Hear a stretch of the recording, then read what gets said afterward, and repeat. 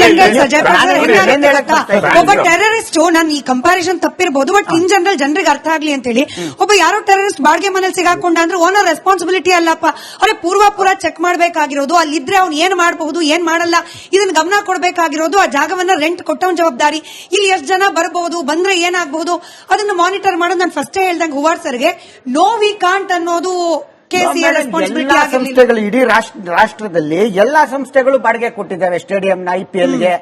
ಇವತ್ತೇನೋ ನಮ್ ದುರಾದೃಷ್ಟ ನಮ್ಮ ರಾಜ್ಯದಲ್ಲಿ ಒಂದ್ ನಿಮಿಷ ಸರ್, ನಮ್ಮ ರಾಜ್ಯದಲ್ಲಿ ಕಾಲ್ ತುಳಿತ ಆಗೋಯ್ತು, ಬೇರೆ ರಾಜ್ಯದಲ್ಲೂ ಆಗ್ಬಹುದಲ್ವಾ ಇದೇ ರೀತಿ? ನಾವೇನು ಒಂದ್ ನಿಮಿಷ ಬಾಡಿಗೆಗೆ ನಾವು ಕೊಟ್ಟಿದ್ದೀವಿ ಮೇಡಮ್, ಜವಾಬ್ದಾರಿ ಸಂಪೂರ್ಣವಾಗಿ ಇಲ್ಲ ಅನ್ನೋ ಅರ್ಥದಲ್ಲಿ ನಾನು ಹೇಳ್ತಾ ಇಲ್ಲ, ಆದ್ರೆ ಜವಾಬ್ದಾರಿ ತಗೊಳ್ಳೋರು ಅಷ್ಟೇ ಜವಾಬ್ದಾರಿ ತಗೋಬೇಕಾಗಿತ್ತು.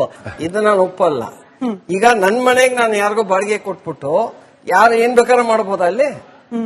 ಇವ್ರು ಹೇಳ್ತಾರೆ Jayaprakash, okay on behalf of KSA, ನಾನು on behalf of KSA I am for cricket, ನಾನು ಈ ಪಾರ್ಟಿ ಆ ಪಾರ್ಟಿ ನೋಡೋನಲ್ಲ. ನಾ ಹೇಳ್ತಾ ಇರೋದು, ನೀವು ಜವಾಬ್ದಾರಿ ಇರಲೇಬೇಕು. ನೀವ್ ಯಾರಿಗೋ ಬಾಡಿಗೆ ಕೊಟ್ಬಿಟ್ಟು ನೀವು ಅಲ್ಲಿ ಏನ್ ಬೇಕಾದ್ರೆ ಆಗ ಬಿಟ್ಬಿಡೋದಾ? ಆಯ್ತು, ಇವ್ರು ಹೇಳಿದ್ರಲ್ಲ ನಮ್ದು ಇದೇ ಇಲ್ಲ ರೆಸ್ಪಾನ್ಸಿಬಿಲಿಟಿ, ಯಾಕೆ KSA ಅವ್ರು ಹೋಗಿ ಕರ್ನಾಟಕ ಗವರ್ಮೆಂಟ್ಗೆ ಪರ್ಮಿಷನ್ ಕೇಳಿದ್ರು? ಇವ್ರಿಗೇನಿತ್ತು? ಇವ್ರು ಬಾಡಿಗೆ ಕೊಟ್ರು ತಾನೆ, ಬಾಡಿಗೆ ಕೊಟ್ಬಿಟ್ಟು ಸುಮ್ನೆ ದುಡ್ಡು ಇಸ್ಕೊಂಡು ಕುತ್ಕೋಬೇಕಾಯ್ತು. ಇವ್ರು ಯಾಕೆ ಹೋಗ್ಬೇಕಾಯ್ತು? ಕರ್ನಾಟಕ ಗವರ್ಮೆಂಟ್ಗೆ ಹೋಗಿ ಯಾಕೆ ಬೇಡಿಕೆ ಕೇಳಬೇಕು ಆನ್ ಬಿಹಾಫ್ ಆಫ್ RCB? ಇವ್ರಿಗೇನ್ ಅವಾಗ ಬುದ್ಧಿ ಇರ್ಲಿಲ್ವಾ?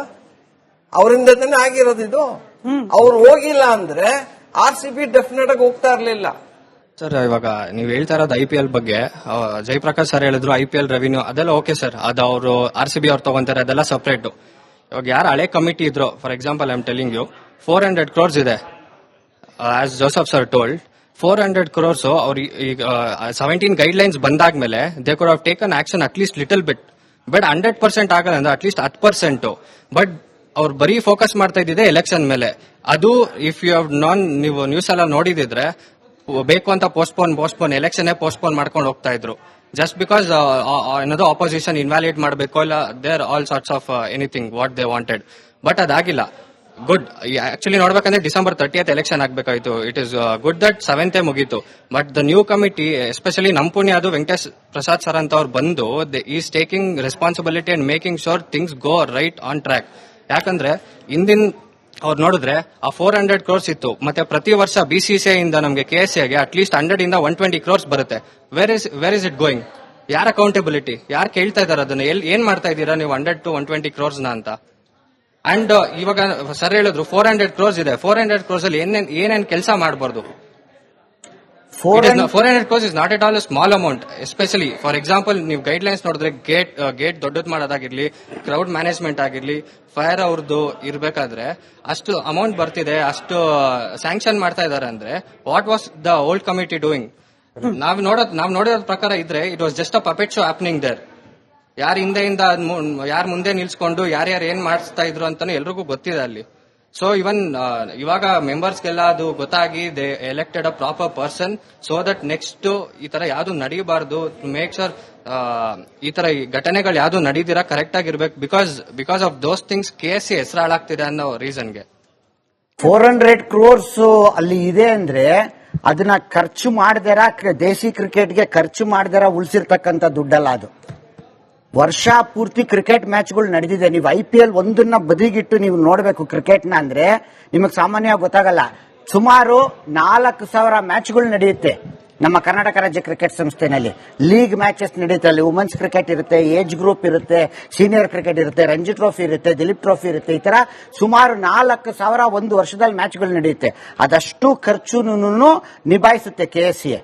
400 ಕೋಟಿ ಇವತ್ತು ಏನು ಉಳಿಸಿದೆ ಅಂತಂದ್ರೆ ಅದನ್ನ ಕ್ರಿಕೆಟ್ ನ ನಿಲ್ಲಿಸಿ ಉಳಿಸಿರೋದಲ್ಲ, ಅದು ಎಲ್ಲೆಲ್ಲಿ ಅನವಶ್ಯಕ ಖರ್ಚಾಗ್ತಾ ಇತ್ತು ಅಲ್ಲಿ ಉಳಿಸಿ ಮಾಡಿರ್ತಕ್ಕಂಥ 400 ಕೋಟಿ. ಅದಕ್ಕೆ ಅಪ್ರಿಶಿಯೇಟ್ ಮಾಡಬೇಕು ಹಳೆ ಕಮಿಟಿ. ನಮ್ಮ ಸೆಲೆಬ್ರಿಟಿಗಳು ಪ್ಲೇಯರ್ಸ್ ಹೋಗೋಕಿರೋ ಅರಮನೆಯಂತಹ ಬಾಗಿಲು, ಅದೇ ಕ್ರಿಕೆಟ್ ನೋಡೋ ಅಭಿಮಾನಿಗಳು ಹೋಗೋಕೆ ಕುರಿ ಮಂದಿ ತರ ಹೋಗೋದು. ಒಬ್ರು ಹೋದ್ರೆ ಕಷ್ಟ ರೀತಿ ಅಂದ್ರೆ ಎಲ್ಲಿ ಖರ್ಚು ಮಾಡ್ದಲ್ಲೇ ಉಳಿಸಿದಿರಿ ಸರ್, ಇದಕ್ಕೆ ಖರ್ಚು ಮಾಡಬೇಡಿ ಅಂತ ಹೇಳಿದವ್ರು ಯಾರು? ಇಲ್ಲ ಮೇಡಮ್, ಖರ್ಚು ಆಗ್ತಾನೆ ಇದೆ ಮೇಡಮ್, ಇಂಪ್ರೂವ್ಮೆಂಟ್ಸ್ ಆಗ್ತಾನೆ ಇದೆ. ನೀವು ಸುಮ್ಮನೆ ಅದನ್ನ ಏನು ಮಾಡಿಲ್ಲ 400 ಕೋಟಿ ಉಳಿತು ಅಂತ ಹೇಳಲೇಬೇಡಿ. 4,000 ಮ್ಯಾಚ್ ಹೇಗಾಗುತ್ತೆ ಮೇಡಮ್ ಇಲ್ಲಾಂದ್ರೆ ದುಡ್ಡಿಲ್ದಾರ ಇದ್ರೆ? ನಾವು ನಿಲ್ಸಿದೀವ ಮೇಡಮ್? ಒಂದೇ ಒಂದು ಮ್ಯಾಚ್ ಆದ್ರೂ ನಿಲ್ಸಿದೀವ ಮೇಡಮ್? ಇಡೀ ರಾಜ್ಯದಲ್ಲಿ ಮ್ಯಾಚ್ಗಳು ಲೀಗ್ ನಡೀತಾ ಇದೆ ಮೇಡಮ್, ಅಲ್ಲಿ ಅಂಪೈರ್ಸ್ ದುಡ್ಡಿಲ್ವಾ? ಗ್ರೌಂಡ್ ಇನ್ಚಾರ್ಜ್ ದುಡ್ಡಿಲ್ವಾ? ಇವ್ರು ಹೇಳ್ತಾರಲ್ಲ ಇಷ್ಟೆಲ್ಲ ಕ್ರಿಕೆಟ್ ಆಡಿದೆ ಅನ್ಬಿಟ್ಟು, ನಮ್ ಕ್ವಾಲಿಟಿ ಎಲ್ಲಿದೆ, ನಮ್ ಪ್ಲೇಯರ್ಸ್ ಎಲ್ಲಿದ್ದಾರೆ, ಯಾಕೆ ಇಂಡಿಯಾಗೆ ಯಾರು ಬರ್ತಿಲ್ಲ? ಕ್ವಾಂಟಿಟಿ ಇದೆ, ಸುಮ್ಮನೆ ಆಡಿ ಒಂಥರ ವಿದೌಟ್ ಫೋಕಸ್ ಪಾಯಿಂಟ್ಲೆಸ್ ಕ್ರಿಕೆಟ್ ಆಡ್ಕೊಂಡು ಏನ್ ಸುಖ? ಖರ್ಚು ಮಾಡೋದು ಏನಕ್ಕೆ? ನಿಮ್ಗೆ ಏನಾದ್ರು ವ್ಯಾಲ್ಯೂ ಬೇಕಲ್ಲ. ನಾನು ಬಿಸ್ನೆಸ್ ಒಳಗೆ ಏನಾದ್ರು ಹಾಕ್ಬೇಕಂದ್ರೆ ರಿಟರ್ನ್ ಆಫ್ ಇನ್ವೆಸ್ಟ್ಮೆಂಟ್ ನೋಡ್ತೀನಿ. ನಾನು ಏನಾದ್ರು ಇನ್ವೆಸ್ಟ್ ಮಾಡಿದ್ರೆ ಅದರಿಂದ ಏನೋ ಬರ್ಬೇಕು ನನಗೆ. ಸುಮ್ಮನೆ ಖರ್ಚು ಮಾಡ್ಕೊಂಡು ಆಡ್ಕೊಂಡು ಡ್ರಾ ಮಾಡ್ಕೊಂಡು ಕೂತ್ಕೊಂಡ್ರೆ ನಡೆಯೋದಿಲ್ಲ. ಈಗ ಅದಕ್ಕೆ ಪಾಯಿಂಟ್ ಬರ್ತೀನಿ ನಾನು. ಈಗ ಹೇಗಾಗ್ತಿದೆ ಕ್ರಿಕೆಟ್ ಅಂದ್ರೆ, ನಮ್ಮ ಹಳೆ ಕಮಿಟಿ ಇರಲಿ ಯಾರೇ ಇರಲಿ, ನಾನು ನೋಡ್ಕೊಂಡ್ ಬಂದಿರೋದು 86ರಿಂದ ಬರ್ಕೊಂಡ್ ಬಂದಿದ್ದೀನಿ. ಇವತ್ತು ಬರೀತಿಲ್ಲ, ಇವತ್ತು ಮಾತಾಡ್ತಿಲ್ಲ, 86ರಿಂದ ಬರ್ಕೊಂಡ್ ಬರ್ತಾ ಇದ್ದೀನಿ. ಇವ್ರು ಹೇಗಂದ್ರೆ ಎಷ್ಟು ಮಟ್ಟಕ್ಕೆ ನಮ್ ಕ್ರಿಕೆಟ್ ಬಂದಿದೆ ಅಂದ್ರೆ ಮಾರಾಟ ಆಗ್ಬಿಟ್ಟಿದೆ. ಈಗ ಇಷ್ಟೆಲ್ಲ ಕ್ರಿಕೆಟ್ ಆಡಿಸ್ತಿದಾರಲ್ಲ, ಇಷ್ಟು ಖರ್ಚು ಮಾಡ್ತಿದ್ದಾರೆ.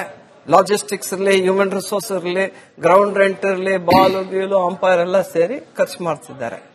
ಇವತ್ತೇನಾಗ್ತಿದೆ, ನೀವು ಅಂಡರ್-12 ಇರಲಿ, ಅಂಡರ್-14 ಇರಲಿ, ಅಂಡರ್-16 ಇರಲಿ, ಅಂಡರ್-19 ಇರಲಿ, ಯಾವ್ದೇ ಇದ್ರು ಅಲ್ಲಿ ಹುಡುಗರು ದುಡ್ಡು ಕೊಟ್ಟು ಬರ್ತಿದ್ದಾರೆ.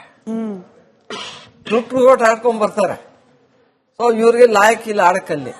ಆದ್ರೆ ಒಳ್ಳೆ ಪ್ಲೇಯರ್ನ ತುಳಿದು ಇವ್ರು ದುಡ್ಡು ಕೊಟ್ಟು ಆಡ್ಕೊಂಡ್ ಬರ್ತಿದ್ದಾರೆ ಕ್ಲಬ್ಸ್ ಒಳಗೆ. ಸೊ ಈ ಕ್ರಿಕೆಟ್ ಏನಕ್ಕೆ ನಡೆಸಬೇಕು?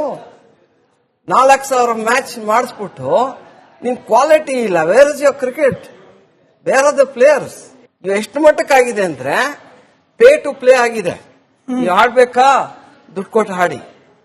ಯಾಕಂದ್ರೆ ಜನ ಹೆಂಗಾಗ್ಬಿಡಿದೆ ಅಂದ್ರೆ ಇನ್ವೆಸ್ಟ್ಮೆಂಟ್ ಮಾಡ್ತಾವ್ರ ಅವ್ರ ಮಕ್ಕಳ ಮೇಲೆ. ಆ ಕ್ರಿಕೆಟ್ ಏನಕ್ಕೆ ನಡೆಸ್ಬೇಕು ಇವರು? 4,000 ಮ್ಯಾಚ್ ಆಡ್ಬಿಟ್ಟು ರಿಸಲ್ಟ್ಸ್ ತೋರಿಸ್ರಿ, ಒಂದ್ 10 ಪ್ಲೇಯರ್ ತೋರಿಸ್ರಿ. ಕರ್ನಾಟಕ ಅಂಡರ್-19 ಯಾರು ಇಲ್ಲ ಅಷ್ಟೇ ಇಂಡಿಯನ್ ಟೀಮ್ ಒಳಗೆ. ಜವಾಬ್ದಾರಿ ಬೇಡವಾ? ಟ್ರೂ. ನಮ್ದು ಕರ್ನಾಟಕ ಸ್ಟೇಟ್ ಕ್ರಿಕೆಟ್ ಅಕಾಡೆಮಿ ಇತ್ತು, ಅಲ್ಲಿಂದ ಯಾವನೋ ಮುಂಬೈಯಿಂದ ಕರ್ಕೊಂಡ್ಬಂದು ಕೂರಿಸಿದ್ದಾರೆ. ಅವನಿಗೆ 1.5 ಲಕ್ಷ ಕೊಡ್ತಿದ್ರು. ಅವ್ನು ಏನ್ ಮಾಡಬಹುದು? ಅವನು ಅಕಾಡೆಮಿ ಏನಾಗಿದೆ ಇವತ್ತು? ಇವ್ರು ಕೂತ್ಕೊಂಡು ಹೊಸ ಕಮಿಟಿ ಬಂದ್ಬಿಟ್ಟು ಅದನ್ನ ಕ್ಲೀನ್ ಮಾಡ್ಬೇಕಂತ ಬಂದಿದ್ದಾರೆ. ಬೇಸಿಕ್ ಇನ್ಫ್ರಾಸ್ಟ್ರಕ್ಚರ್, ಅಲ್ಲಿನ ವಾಶ್ರೂಮ್ ಸರ್, ಒಬ್ಬ ಪ್ರೇಕ್ಷಕರಾಗಿ ಕುತ್ಕೊಂಡ್ಬಿಟ್ಟು ನಾವು ಮ್ಯಾಚ್ ನೋಡ್ಕೊಂಡ್ ಬರ್ತೀವಿ ಅಂದ್ರೆ ವಾಶ್ರೂಮ್ ಸರ್, ಒಬಿರಾಯಿನ್ ಕಾಲದ ವಾಶ್ರೂಮ್ಗಳು, ಬೇಸಿಕ್ ಇನ್ಫ್ರಾಸ್ಟ್ರಕ್ಚರ್. ಇವರು ಹೇಳ್ತಿದ್ದಾರೆ ನೋಡಿ, ವೈರ್ಗಳಲ್ಲೆಲ್ಲ ಬಿದ್ದಿರುತ್ತೆ. ಪಾರ್ಕಿಂಗ್ ಫೆಸಿಲಿಟೀಸ್ ಬಗ್ಗೆ ಇದಕ್ಕೂ ದುಡ್ಡು ಖರ್ಚು ಮಾಡಬೇಡಿ ಅಂತ ಹೇಳಿ ಯಾರು ಹೇಳಿದ್ದಾರೆ ಅಂತ? ಖಂಡಿತ ಇಲ್ಲ, ಖರ್ಚುಗಳು ಆಗಿದಾವೆ, ಇಲ್ಲ ಅಂತ ಹೇಳ್ತಾ ಇಲ್ಲ. ಸ್ಟೇಡಿಯಂ ಆಚೆದ ಬಗ್ಗೆ ನೀವು ಮಾತಾಡ್ತಿದ್ರೆ ಮಾತಾಡಿದ್ದು ಖಂಡಿತ. ಅಲ್ಲಿರ್ತಕ್ಕಂಥ ಏನು ಜನಜಂಗಳಿ ಇದೆ, ಅಲ್ಲಿ ಏನ್ ಟ್ರಾಫಿಕ್ ಇದೆ, ಅದ್ರ ಮಧ್ಯೆ ನಾವು ಅದನ್ನೆಲ್ಲ ರಿಪೇರಿ ಮಾಡಬೇಕು. ಸ್ಟೇಡಿಯಂ ಆಚೆ ನಾವು ಲಿಮಿಟೆಡ್ ಆಗಿ ಮಾಡ್ಬೇಕಾಗಿ ಬರ್ತದೆ. ಅದೆಲ್ಲ ಮಿಕ್ಕಿದ್ದೆಲ್ಲ PW ಡಿಪಾರ್ಟ್ಮೆಂಟ್ಗೆ ಅವ್ರಿಗೆ ಬರ್ತದೆ. ಅಲ್ಲಿ ವೈರ್ ಬಿದ್ದಿದ್ರೆ ಅದು KSA ಜವಾಬ್ದಾರಿ ಅಲ್ಲ. ಅಲ್ಲಿ ರೋಡ್ ಸರಿ ಇಲ್ಲ ಅಂದ್ರೆ KSA ಜವಾಬ್ದಾರಿ ಅಲ್ಲ. ಸ್ಟೇಡಿಯಂ ಆಚೆ ನೀವು ಮಾತಾಡಿದ್ರಿ, ಸ್ಟೇಡಿಯಂ ಒಳಗಡೆ ನಾನು ಮಾತಾಡಿ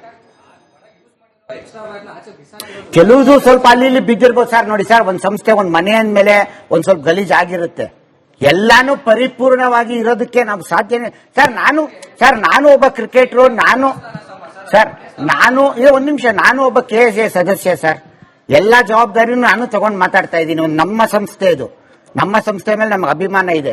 ಮ್ಯಾಚ್ಗಳು ನಡೆದಿದೆ, ವ್ಯವಸ್ಥಿತವಾಗೂ ಕೂಡ ನಡೆದಿದೆ. ಸ್ವಲ್ಪ ಇಂಪ್ರೂವ್ಮೆಂಟ್ಸ್ ಆಗ್ಬೇಕನ್ನೋದ್ರಲ್ಲೂ ನನಗೆ ಸಹಮತ ಇದೆ.